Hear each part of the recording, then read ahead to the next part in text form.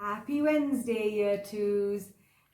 So today for literacy, we're going to be sequencing a book. We're going to listen to a story. And once you've heard the whole story, I want you to use the worksheet in your resource files to sequence the story. So you're going to use the words first, next, then, and finally to tell us what happened in the story.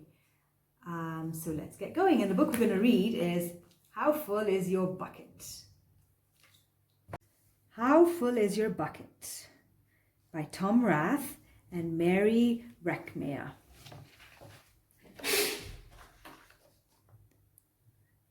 Felix was putting one of the last blocks on his tower when his little sister came in. "I want to build with you," she said. Felix scowled. "Go away, you're too little." "I'm big. Stay back, you'll knock it over. I can be very careful. Go play with your baby toys, Anna." Thwack.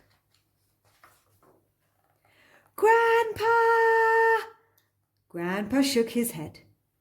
"Felix, you just dipped from your sister's bucket. Like everyone else, Anna has an invisible bucket. When it's empty, she feels bad. But when it's full, she feels great. Didn't you ever notice your own bucket?"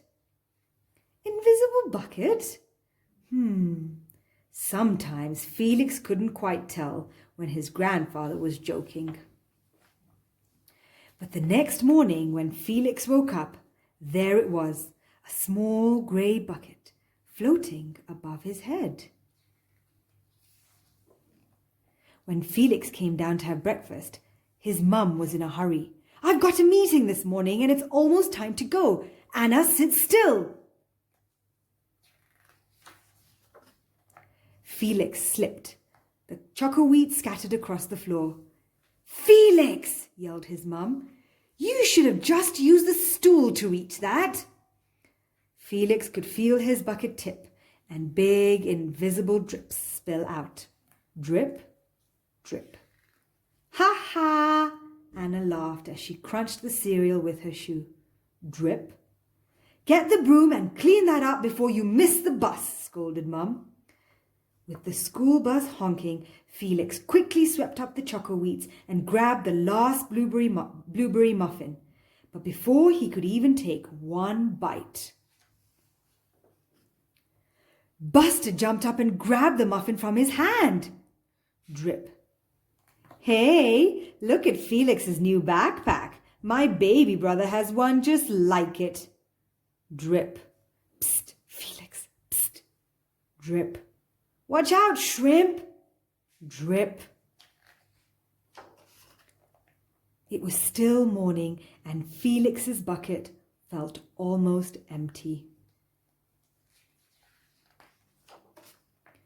As he watched his classmates walk into the room, he secretly hoped they would trip and fall. That's what it feels like when you have an empty bucket. Felix slumped into his seat and waited for something else bad to happen.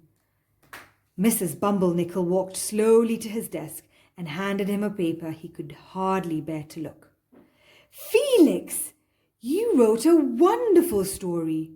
Would you please share it with the class?" Felix grinned and felt a big drop land right in his bucket. Drop, drop, plop, plink, drop. The Gigantosaurus Who Wanted a Pet, by me, Felix. The class grew quiet. They laughed at all the right places and oohed at the scary parts. When Felix finally read the end, everyone clapped, even Emily, who sat next to him and didn't usually like dinosaurs. Felix felt a whole shower of drops land in his bucket. Maybe the day wouldn't be so bad after all. Drop. Team captains today are Veronica and Felix. Drop. Nice cow. It's a dog. Well, nice colours there, Felix. Cool laser ant backpack, Felix. By afternoon, Felix's bucket was nearly full. At recess, when he looked around, Felix suddenly realized that his grandpa was right. Everyone else had a bucket too. Drop, let me help you. Drop, drop. Here's your baseball. Catch. Thanks, dude. Hi, I'm Felix. First day? Yes, I'm Amir. Drop. The strange thing was that for every drop he helped put in someone else's bucket, he felt another drop in his own bucket. When Felix burst in the door after school, he shouted, "You were right, Grandpa! I do have a bucket, and I understand how it works." Then he saw Anna's torn doll.